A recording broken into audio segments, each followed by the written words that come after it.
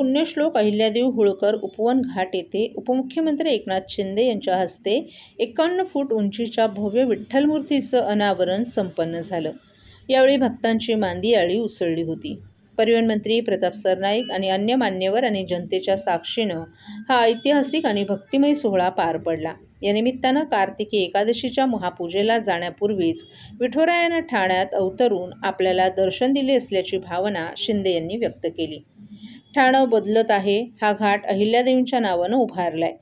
मीरा भाईंदर येथे 2 आणि कासरडोली येथे 1 अशा 4 ठिकाणी अशा विठ्ठल मूर्ती उभारल्या जातील। आजचा दिवस ठाणेकरांसाठी पवित्र आहे। कार्तिकी एकादशीनिमित्त पंढरपुरात आपण भगवान पांडुरंगाची सेवा करतो, परंतु आज तुमच्या सर्वांच्या रूपानं पांडुरंग येथे उपस्थित आहे। पांडुरंगाची 51 फूट उंच अशा भव्य मूर्तीची स्थापना ठाण्यात झाली आहे। हे कार्य प्रताप सरनाईक आणि त्यांच्या टीममुळे शक्य झाले। ठाणेकर भाग्यवान आहेत। आपण वारकरी आणि शेतकरी कुटुंबातून आलेलो असून लहानपणी आजी आजोबा आईवडिलांसोबत पंढरपूरला जात होतो। आज मुख्यमंत्री म्हणून नाही तर विठ्ठल भक्त म्हणून इथे आलो आहोत, असं एकनाथ शिंदे यांनी सांगितलं। तसंच तुमच्या आशीर्वादानं शाखाप्रमुख ते मुख्यमंत्री हा प्रवास आपल्याला शक्य झाला। वारकरी संप्रदाय जिथे बोलावतो तिथे धावून येतो। वारकरी दिंड्यांना अनुदान, विमा आणि वाहन टोलमुक्ती हे महायुती सरकारनंच केलं आहे। पंढरपूरमध्ये स्वच्छता, पाणी, मोबाईल सुविधा, शौचालये उपलब्ध केली आहेत। आपण मुख्यमंत्री असताना अनेक लोकाभिमुख योजना राबवल्या। मुख्यमंत्री माझी लाडकी बहीण योजना बंद होणार नाही। गोमातेला राज्यमातेचा दर्जा देणारे महाराष्ट्र हे देशातील पहिलं राज्य आहे। शंकराचार्यांनी आपल्याला काउमेंची पदवी दिली आणि ते आपल्यासाठी अभिमानाची गोष्ट असल्याचंही एकनाथ शिंदे यांनी सांगितलं। सामाजिक, सांस्कृतिक आणि शैक्षणिक क्षेत्रात गेली 23 वर्ष कार्यरत असलेल्या ठाण्यातील प्रारंभ कला अकॅडमी या सामाजिक संस्थेच्या आम्ही साऱ्या जणी महिला महोत्सवात यंदा राष्ट्रतीय पुरस्कार विजेत्या राष्ट्रीय भारुडकार चंदाताई तिवाडी यांची लोककला सादर होईल। या महोत्सवाचं यंदाचं हे 13वं वर्ष आहे। घोडबंदर रोडवरील आयलिफ बँक्वेट हॉल येथे 8 नोव्हेंबर रोजी दुपारी 3:30 ते रात्री 8:30 या वेळेत होणाऱ्या या कार्यक्रमात विविध क्षेत्रात उल्लेखनीय कामगिरी करणाऱ्या 4 दाम्पत्यांसह उत्कृष्ट कामगिरी करणाऱ्या मान्यवरांचाही सत्कार केला जाणार आहे। तरी विनामूल्य प्रवेश असलेल्या महोत्सवात ठाणेकरांनी सहभागी व्हावं असं आवाहन प्रारंभच्या संचालिका अरुंधती भालेराव यांनी एका पत्रकार परिषदेत केलं आहे। प्रारंभच्या महिला महोत्सवाच्या निमित्तानं 5 नोव्हेंबर रोजी डॉक्टर काशीनाथ घाणेकर नाट्यगृहात महिलांच्या कलागुणांना वाव देणाऱ्या विविध स्पर्धांसह 18 ते 35 वर्ष आणि त्यापुढील वयोगटातील महिलांसाठी गीतगायन, समूह नृत्य आणि एकल नृत्य स्पर्धा होणार आहेत। या स्पर्धांमधील विजेत्यांचा पारितोषिक वितरण समारंभ 8 नोव्हेंबर रोजी आरमॉलमधील आयलिफ सभागृहात होणार असून सुप्रसिद्ध अभिनेत्री मृणाल कुलकर्णी, ज्येष्ठ समाजसेविका रेणू गावस्कर प्रमुख पाहुण्या असणार आहेत। यावेळी पितांबरी प्रोडक्ट्सचे व्यवस्थापकीय संचालक रवींद्र प्रभुदेसाई, सुधा म्हैसकर, नानजी पटेल, चित्रपट निर्मात्या अर्पणा पाडगावकर, प्रतीश आंबेकर आदी मान्यवरही उपस्थित राहणार आहेत। या कार्यक्रमात भारुडकार चंदाताई तिवाडी यांची लोककला सादर होणार असून IPS समीर वानखेडे आणि अभिनेत्री क्रांती रेडकर या दाम्पत्यांची मुलाखत डॉक्टर अरुंधती भालेराव घेणार आहेत।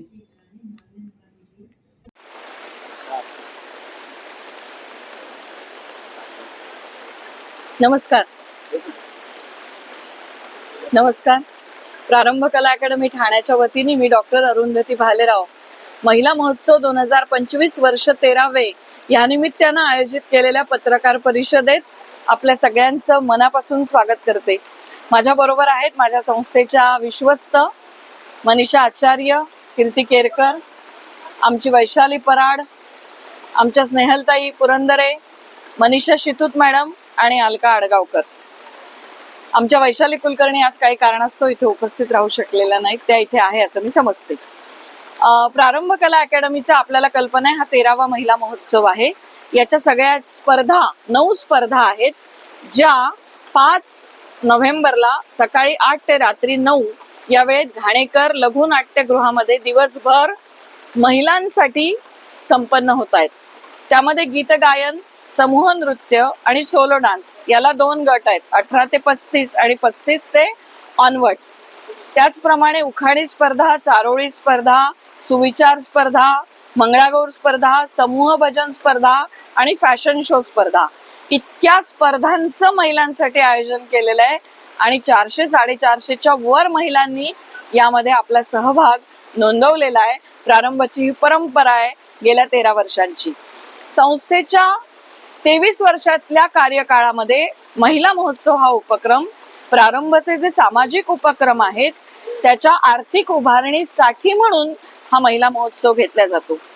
या महिला महोत्सवात Pitambari, Union Bank of India, TJSB, आयलिफ रिट्स बँक्वेट हॉलची व्हेन्यू पार्टनरशिप, त्याचप्रमाणे भूमी वर्ल्ड आणि रोटरी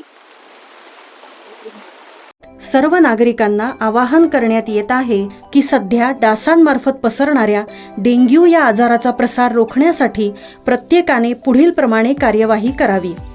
डेंग्यू आजार एडिस इजिप्ती हा डास चावल्याने होतो. या डासांची पैदास साचलेल्या किंवा साचवलेल्या स्वच्छ पाण्यामध्ये होते.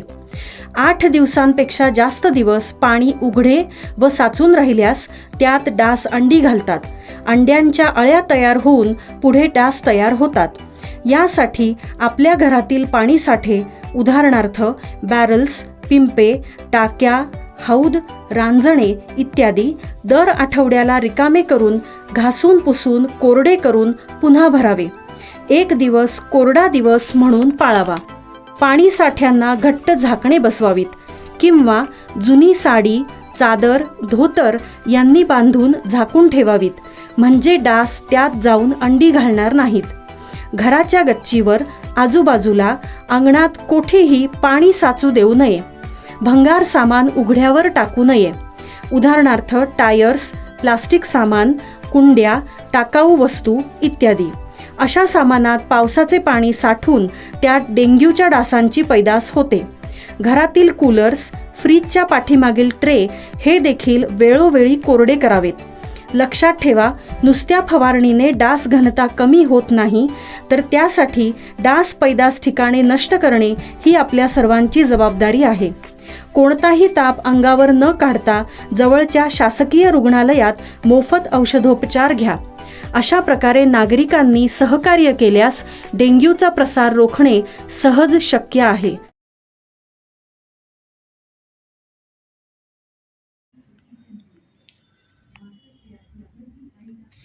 राज्यातील अवकाळी पावसानं शेतकऱ्यांचं प्रचंड नुकसान केलं असून सोयाबीन, मका, कापूस, भात आणि कांदा या पिकांचं मोठ्या प्रमाणावर नुकसान झाले. काढणीला आलेली किंवा काढणी करून ठेवलेली पिकं पावसानं भिजून सडू लागली आहेत, तर अनेक ठिकाणी कोंब फुटल्यानं शेतकरी हवालदिल झालेत. या पार्श्वभूमीवर शेतकऱ्यांना दिलासा देताना उपमुख्यमंत्री एकनाथ शिंदे यांनी मोठी घोषणा केली आहे. ठाण्यातील पुण्यश्लोक अहिल्यादेवी होळकर उपवन घाट येथे 51 फूट उंच भव्य विठ्ठल मूर्तीचा अनावरण कार्यक्रम काल सायंकाळी आयोजित करण्यात आला होता.